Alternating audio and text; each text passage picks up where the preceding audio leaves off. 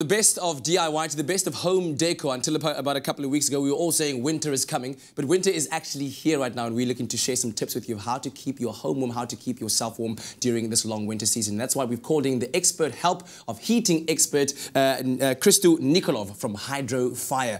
Now, I've walked into some of my friends' houses and you see these beautiful installations of heating devices and you're like, oh, it's beautiful, but you think it's very expensive as well, right? It's an expensive exercise. That's right. It doesn't have to be expensive, but there is a range that you can go from. Yes, there's various forms of heating for this winter, and we actually spent the last few days calculating the various costs associated with running each one of them. All right. So take us through some of these cost comparisons of what we can expect to pay. Yeah.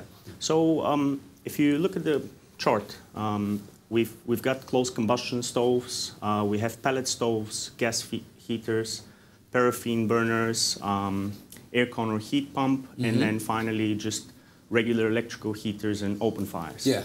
So essentially, it turns out that your normal closed combustion stoves, highly efficient, running on wood, it's probably one of the cheapest ways, followed by pellet stoves. Now, the reason we have quite a range on the pellet stoves, there's a very big difference where you buy your pellets from, and the cost of the pellets can influence the cost of your final heating quite a bit. Oh, okay, yes. So it's busy progressing in South Africa. The pellet stoves are becoming more and more popular, but the supply of pellets probably needs to improve a little bit to bring that cost down. Yeah, but in terms of the graph that we're looking at right now, obviously the most cost-effective would be the closed combustion stoves. That's correct. But of course, households are also looking to be a bit more eco-friendly, so how does that comparison work?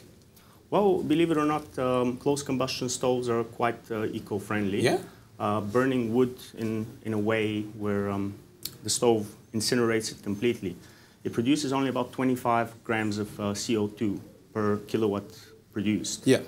If you compare that to gas, paraffin, gas is about 200 grams, paraffin about 250. So it's more or less about 10 times less. Okay. So in terms of that, when you're looking at cost effective and also being eco-friendly, you're still doing well with the closed combustion stoves. That's right, yeah. But when it comes to then, at the end of the day, I mean, like I said, you look at these beautiful things and it's quite a thing because we forget to think about the installation costs of that. So talk to me about that. So when you look at the costs, most places will advertise the cost of the fireplace only. But then the whole cost is comprised of a few things. So it's the stove, then you have the chimney, or the flue, as you call it. The flue? Yes. Quite appropriately named, isn't it?